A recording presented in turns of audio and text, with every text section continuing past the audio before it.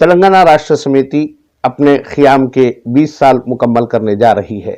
20 साल के इस दौर में तेलंगाना राष्ट्रीय समिति ने कई सियासी जमातों से इत्तेहाद किया और वो इत्तेहाद खत्म भी हुआ।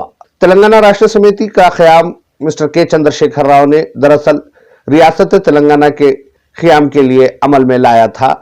तश्कील तेलंगाना के बाद तेलंगाना राष्ट्रीय समिति के मुस्तकबिल के मुताल्लिक़ मुताद्दिद सवाल किए जाने लगे थे, लेकिन मिस्टर के चंद्रशेखर राव ने तश्कील तेलंगाना के बाद भी तेलंगाना राष्ट्रीय समिति के मौक़िफ़ को मुस्तहकम रखा है और अब भी तेलंगाना में तेलंगाना राष्ट्रीय समिति नाकाबिल तस्खीर क़ुव्वत तस्लीम की जाती है। 2001 अप्रैल में कायम की गई टीआरएस ने अपने 20 साल के दौर में न सिर्फ Bharatiya Janata party, Telugu Desam party, communist जमातों, कांग्रेस के साथ इत्तेहाद किया, बल्कि मजलिस बल्दिया अज़ीमतर हैदराबाद के इंतखाबात का ऐलान होने तक भी मजलिस इत्तेहादुल मुस्लिमीन की हलीफ सियासी जमात तस्वुर की जाती थी।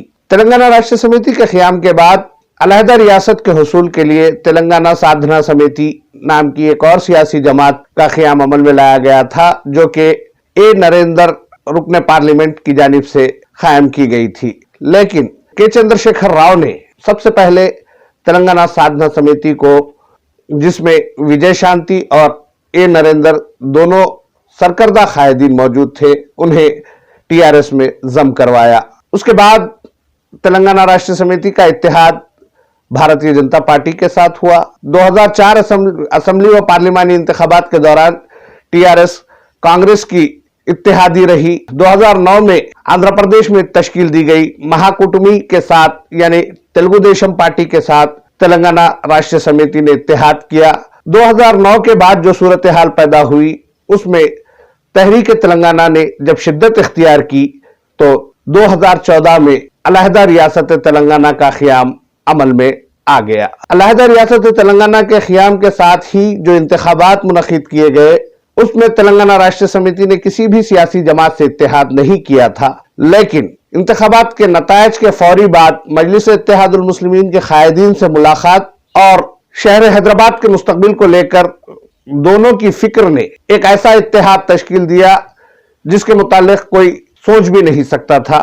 यानी मजलिस इत्तेहादुल मुस्लिमीन जो तेलंगाना की मुखालिफ रही है, मजलिस की जानिब से टीआरएस के साथ इत्तेहाद की कोई तवक्को नहीं की जा रही थी, मगर जब सूरत हाल ऐसी पैदा हुई तो के चंद्रशेखर राव और मजलिस के दरमियान इत्तेहाद हुआ।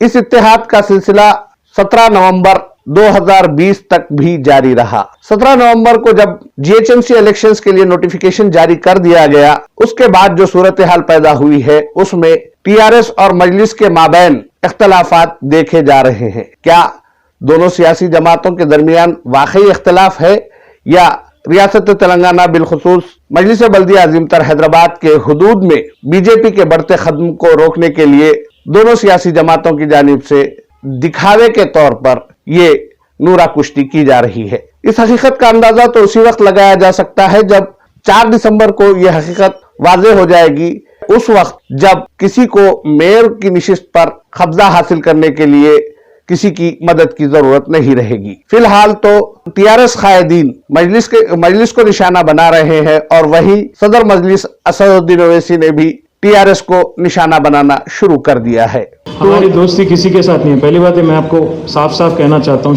टीआरएस भी बोल दिए के पास कौन गया था भाई, आपको ना हमारे को भी नहीं होना, जाओ लड़ो, हम भी लड़ते तुम्हारे से, हम सारे हिंदुस्तान में जाके लड़ रहे, नहीं हमारे से नहीं जाओ, जो क्या है कोई बात है, नहीं लड़ते लड़ो, तड़ता कहां ऐसा लड़ते लड़ो, जो जगह बोले तैयार है अपन, कहां लड़ते बोलो आप, वो गया जमाना, डराना गया जमाना, भूल जाओ आप।